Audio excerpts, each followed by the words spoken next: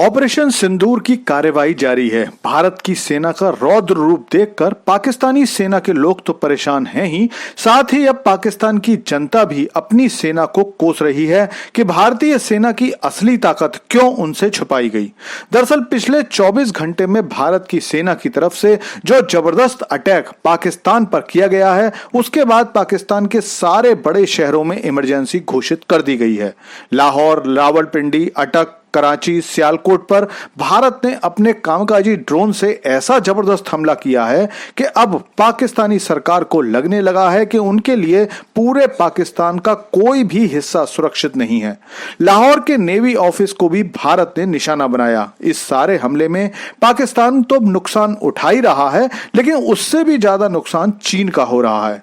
दरअसल लाहौर की सुरक्षा के लिए पाकिस्तान ने चीन के लेटेस्ट डिफेंस सिस्टम HQ-9B को लगाया था। अब तक पाकिस्तान दावा करता था कि भारत के पास जो रूस का डिफेंस सिस्टम S-400 है, चीनी HQ-9B उसी स्तर का डिफेंस सिस्टम है। लेकिन आज भारत द्वारा किए गए सुसाइड ड्रोन हमले में HQ-9B को बर्बाद कर दिया गया। दरअसल भारत और इजराइल के संयुक्त प्रयास से भारत ने हेरोन कामकाजी ड्रोन बनाया है और इसी ने लाहौर के साथ साथ और भी कई शहरों के डिफेंस सिस्टम्स को नेस्तो नाबूद कर दिया। कुल मिलाकर भारत ने आज पाकिस्तान के 7 शहरों पर हेरोन से हमला किया और इसके बाद अब जो खबर निकल कर आ रही है, उससे पता चलता है कि इस्लामाबाद में भी वार्निंग सायरन शुरू हो गए हैं। पाकिस्तानी सरकार को समझ नहीं आ रहा है कि वो कैसे इन हमलों से बचे। पाकिस्तानी सरकार की गुजारिश पर ईरान के मंत्री भारत से बात करने भारत की यात्रा पर आए हुए हैं। विदेश मंत्री S जयशंकर से मुलाकात के समय उन्होंने कहा कि भारत को थोड़ा संयम बरतना चाहिए, हालातों को बिगड़ने से बचाना चाहिए।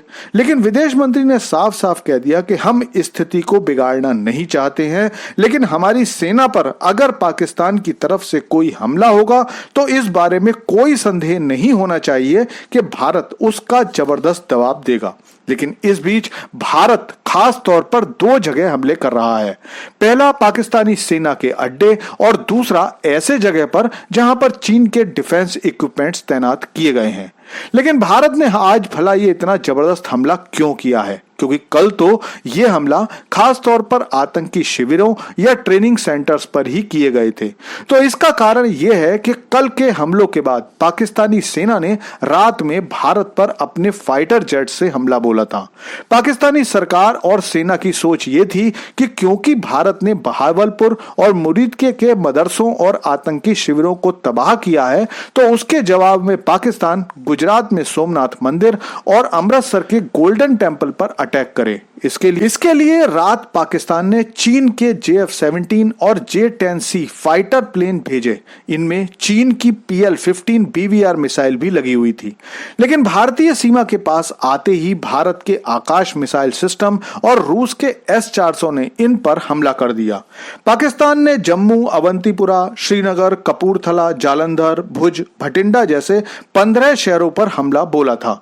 जो अपुष्ट खबरें सामने आ रही हैं, उससे पता चलता है कि भारत ने चीन में बने 2 JF-17 और 1 J-10C फाइटर प्लेन को तबाह कर दिया।